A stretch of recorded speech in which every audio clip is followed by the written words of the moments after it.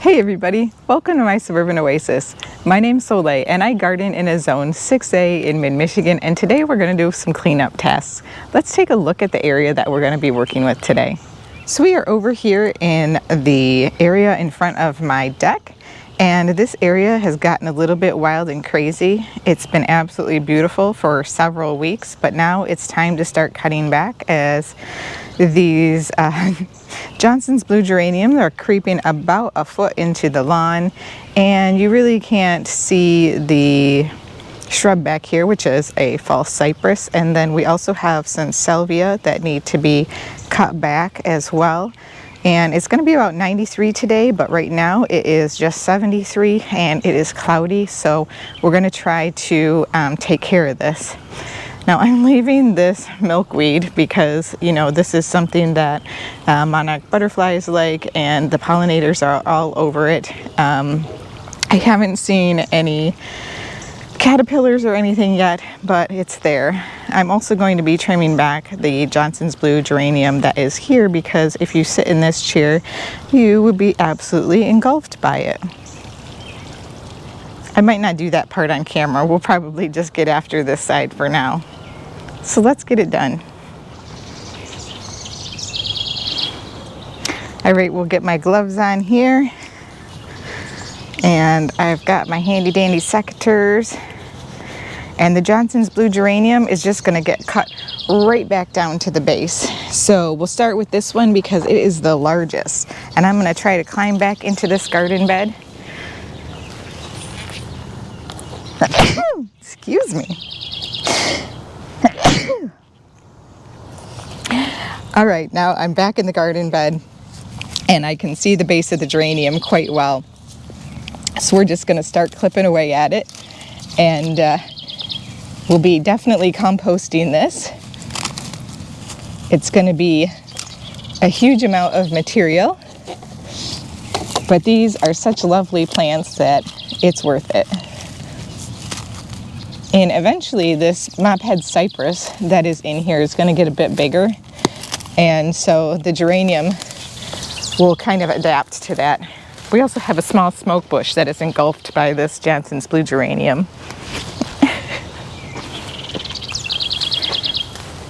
Whew, and now you can see it.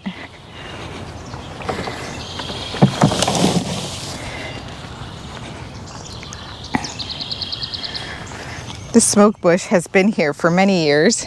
I actually cut it all the way down to the ground one year because it was getting too big. And so just know that that is an option for you if you prefer to, you know, keep your smoke bush a small size. You can always cut it back. They actually do really well with it in comparison to, you know, your normal shrubs.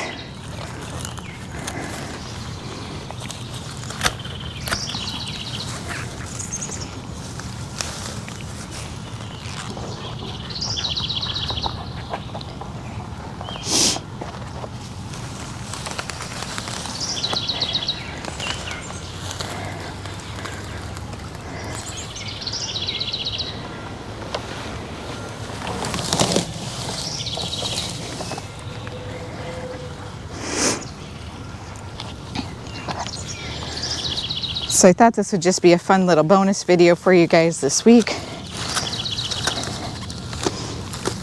It won't be very long,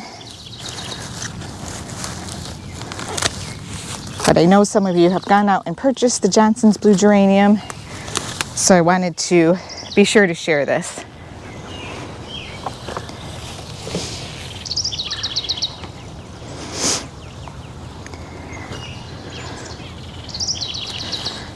All right, now we're going to get after this salvia right here, and we're going to do the same thing with this one, just cut it straight down to the ground. This one is a New Dimension pink salvia.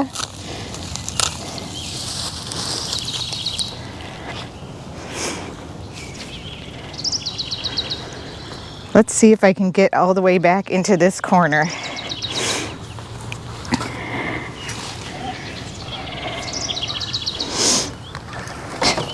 It honestly doesn't matter if I step on some of this plant because of the fact that I'm cutting it out.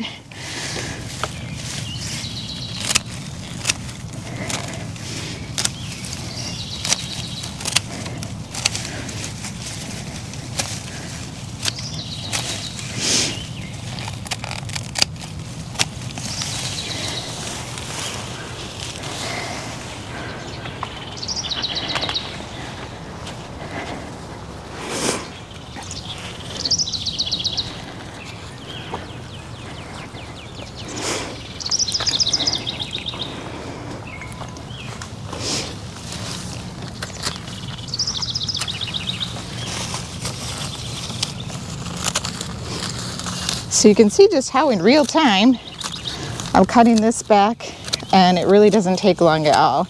It looks like a huge project, so I wanted to show it also because I don't want people to be intimidated by the fact that there's so much material. It looks like more than it is.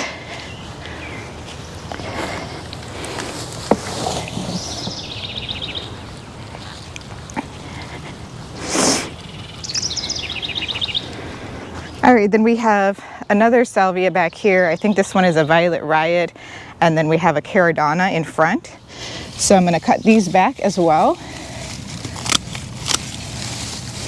And they are going to expose the weigela that we planted back here, which I actually really want to be able to get more sunlight.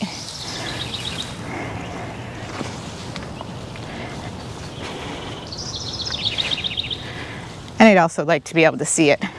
So we'll probably cut some of the salvia, and then we will cut some of the sedum perhaps as well, depending on how close it's growing to the weigela.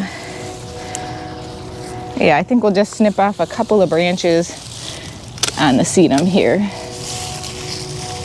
There we go. That opens it up really well. So we have a wine and roses sedum back here that I'll show you. All right, so it looks pretty empty in that space right now, but that's okay. It's gonna grow back pretty soon. We'll see a nice fluff of growth. In fact, you can see some of it has started already right there before I got to the pruning, which is always a good sign to say that it's time to prune. Oops, I think I missed a little bit back here behind the false cypress. Let's see if that's connected to something. It is. All right, let's get that. There we go.